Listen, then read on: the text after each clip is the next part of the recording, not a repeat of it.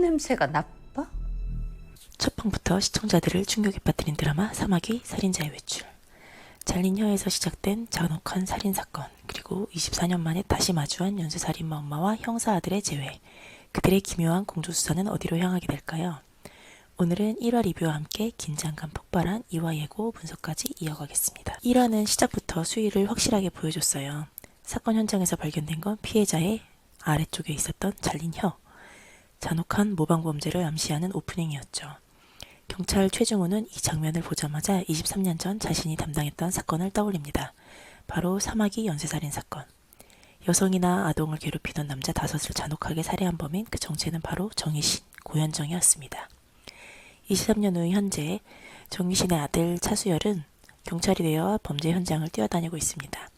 하지만 그는 여전히 엄마의 그림자에 갇혀 있습니다. 수사 중 만난 마약 중독자 엄마가 아이를 죽이려 하자 그는 본능적으로 총을 쏴버립니다. 엄마의 무릎에 맞추고 아이는 살렸지만 그 순간 드러난 건 엄마와 똑같은 폭력적 충동이었습니다. 사실은 그 엄마를 죽여버리고 싶었던 자신의 본능이 나왔던 거죠. 그리고 바로 이때 다시 시작된 사마귀 모방살인. 최중호는 정희신에게 협조를 요청합니다. 하지만 그녀는 조건을 걸었죠. 감옥이 아닌 연금주택에서 머물 것, 그리고 아들 차수열을 통해서만 소통할 것.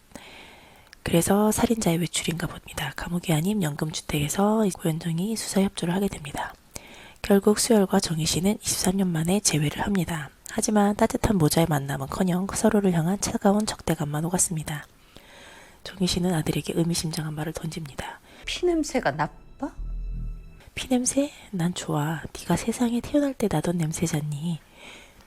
그 말을 하는데 고현정 모성애와 광기가 동시에 스며들면서 정말 소름 끼치는 장면이었어요. 연기를 너무 잘하셔서 이 장면은 꼭 보시길 바랄게요. 1화 후반에 정희신은 사건 현장에서 음악을 흥얼거리며 살인을 되짚는 모습을 보입니다. 그 기괴한 미소와 섬뜩한 표정만으로 시청자들을 소름 돋게 만들었죠. 결국 수열은 분노하면서도 그녀의 말에서 단서를 찾게 되고, 그렇게 엄마와 아들의 불가피한 공조가 시작되었습니다. 주요 등장인물에 대한 설명과 관계를 한번 말씀드릴게요.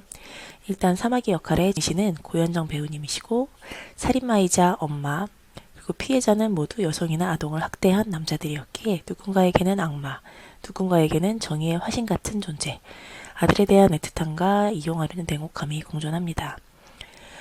차수열은 고현정의 아들이자 형사이고요. 엄마를 증오하면서 살아왔지만 수사 과정에서 본능적으로 닮아있는 자신을 마주하게 됩니다. 그리고 최중호 역할의 조성아 배우님은 23년 전 정희신을 잡았던 형사고요. 그와 거래해서 수열을 보호해왔고 이번 사건에서도 다시 정희신을 활용하려 합니다.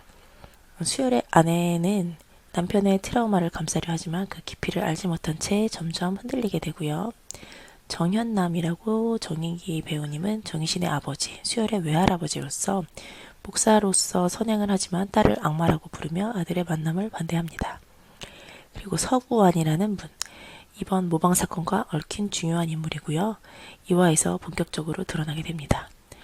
2화 예고편을 이제 다시 볼게요. 2화 예고편은 말 그대로 긴장감이 폭발했는데요. 특히 그 서구환이라는 남자가 본격적으로 등장했어요. 예고편을 보니까 그 가족의 남편을 살해하고 아내를 스토킹하다가 죽은 것 같이 보여요.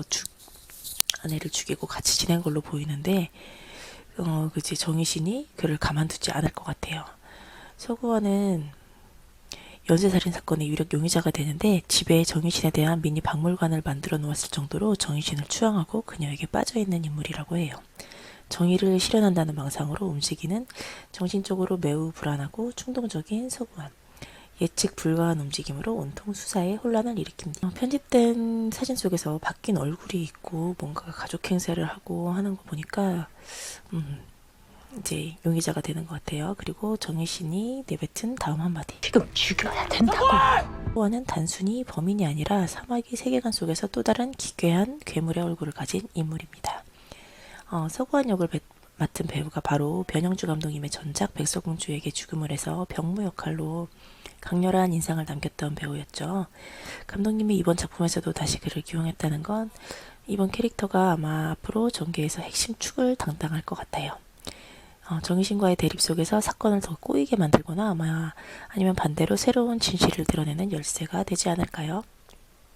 사마귀는 단순히 범인을 추적하는 스릴러가 아닙니다. 범인이 누구일까? 이거는 사실 원작이 있는 드라마이기 때문에 궁금하신 분은 원작에 대한 내용을 보고 오셔도 좋지만 스포는 하지 않을게요. 여성을 괴롭히고 아이들을 학대하는 이들을 처단해온 정의신. 엄마를 증오하면서도 피할 수 없는 유전적 그림자 속에 놓인 아들 수열. 연쇄살인마 엄마와 형사 아들의 공조수사라는 설정만으로 강렬하지만 그 속에는 정의는 무엇인지, 악마는 또 어떻게 만들어지는지란 질문이 담겨 있습니다. 원작을 알고 보면 그녀의 범행 동기가 조금 이해되기도 합니다. 생각해보세요. 실제로 우리 사회에도 조두순 사건이나 엠번방 같은 범죄자들이 세금으로 편하게 감옥 생활하다가 다시 풀려나는 거 보면 저런 사람들은 그냥 없애버리고 싶다는 생각 솔직히 한 번쯤은 해보셨을 겁니다. 하지만 우리는 마음속에서만 그치지만 만약 직접 그런 피해를 겪었다면 누구든 정의신이 될 수도 있지 않을까요? 이번 사마귀는 범인이 누구일까 하는 추리보다는 왜 정의신이 사마귀가 될 수밖에 없었는지, 그리고 그녀의 아들이 연쇄살인마의 아들로 낙인 찍히지 않기 위해서 그녀는 어떤 선택들을 했는지에 집중하면 훨씬 깊이 있게 볼 수 있을 것 같아요. 단순 범죄물이 아니라 배우 고현정의 연기력과 정의신이라는 캐릭터의 비극적인 서사를 이해하면서 보는 게 이 드라마의 묘미라고 할 수 있죠. 공중파 드라마인데도 수위가 꽤 세서 놀라셨을 분들도 많을 거예요. 잔인한 장면이 직접적으로 다 나오진 않지만 고현정 배우님의 표정 하나만으로도 충분히 섬뜩하고 그 공포가 리얼하게 전해집니다. 2화부터는 훨씬 더 치밀하고 충격적인 전개가 이어질 것 같습니다. 무엇보다 고현정 배우는 말이 필요 없습니다. 대사가 없어도 얼굴 하나로 공포와 슬픔, 모성과 광기를 동시에 전달하면서 시청자들을 압도하죠. 1화 엔딩에서 보여준 기괴한 미소는 오래도록 잊혀지지 않을 것 같네요.